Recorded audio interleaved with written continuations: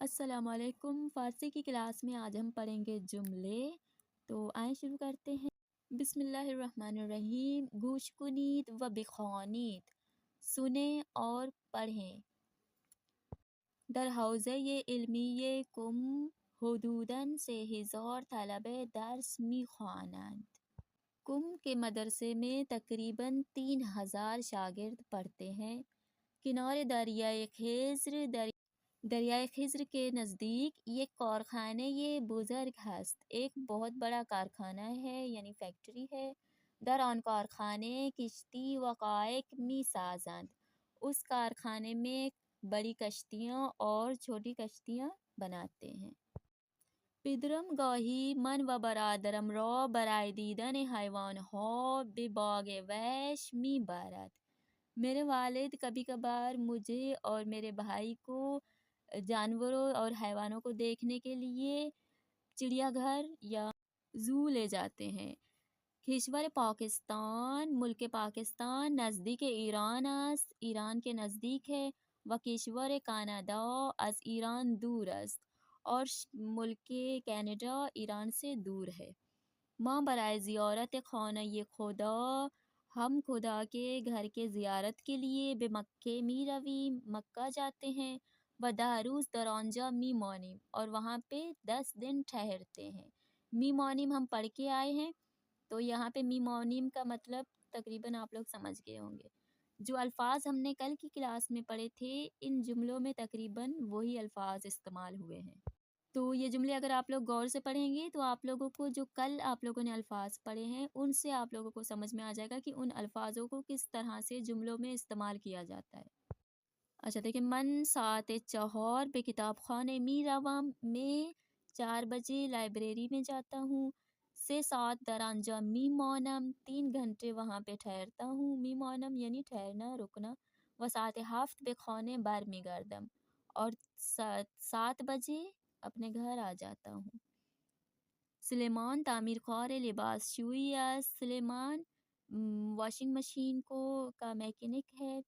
او ہر روز صبح، وہ روزانہ صبح تعمیرگاهش را باز میکند و شب میبندد، وہ روزانہ صبح اپنی دکان کھولتے ہیں اور رات کو اسے بند کرتے ہیں۔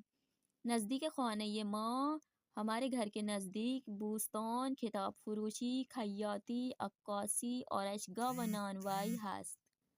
تو یہ ساری چیزیں جو ہم نے کل کی کلاس میں پڑھی ہوئی تھی، ہمارے گھر کے نزدیک پارک اور لائبریری، یہ درزی کا دکان، تصویریں کھینچنے والا، اور یہ سارے ہمارے گھر کے نزدیک ہیں۔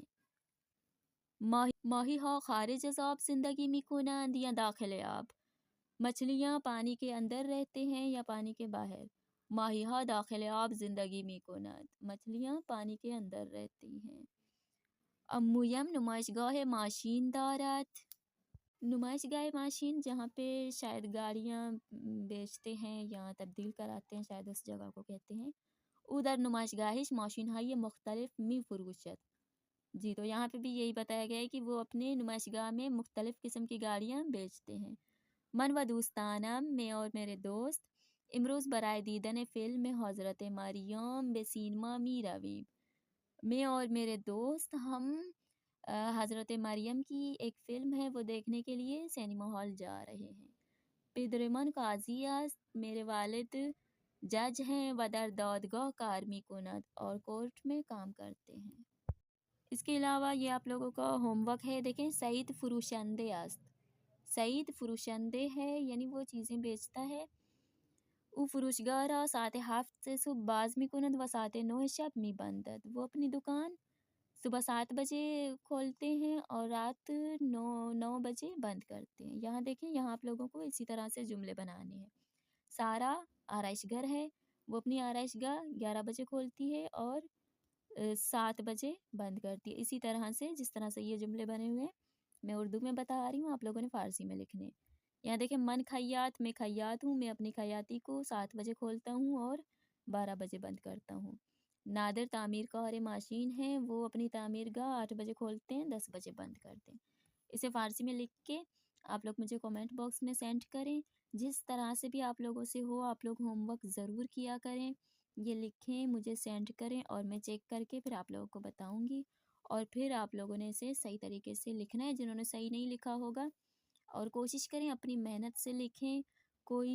اچھا، اس کے بعد یہ چیزیں دیکھ لیں، یہ ہفتے کے دنوں کے نام ہیں، یہ آپ لوگ یہ چیزیں بھی آپ لوگ اپنے پاس نوٹ کر کے لکھ لیں، یہ بھی آپ لوگوں کے کام آئیں گے۔ وہاں ایران میں جس طرح سے یہاں پہ ہم سیٹرڈے سنڈے کہتے ہیں، تو ایران میں ان کے نام الگ طریقوں سے لیے جاتے ہیں جو ہفتے کے دن ہوتے ہیں، صحیح ہے۔ جمعہ کو جمعہ ہی کہتے ہیں، لیکن اسے جمعے کر کے پڑھتے ہیں کیونکہ یہاں پہ چھوٹی ہاء ہے آخر میں۔ تو وہاں پہ اگر ایران آپ لوگوں کا جانا ہو تو وہاں پہ آپ لوگ ہفتے کے دنوں کے نام اس طرح سے لیں گے، یعنی اگر آپ لوگوں سے پوچھا جائے کہ آپ لوگ کون سے دن جا رہے ہیں واپس پاکستان، یا کس دن سے آپ لوگ یہاں پہ آئے ہوئے ہیں، تو اگر ان دنوں کے نام آپ لوگ یاد رکھیں گے تو آرام سے بتا سکیں گے۔ دیکھیں، سب سے پہلے ہفتے کو کہتے ہیں شنبے، صحیح ہے، شنبے، پھر یک شنبے، دو شنبے، سے شنبے، چہار شنبے اور پانچ شنبے۔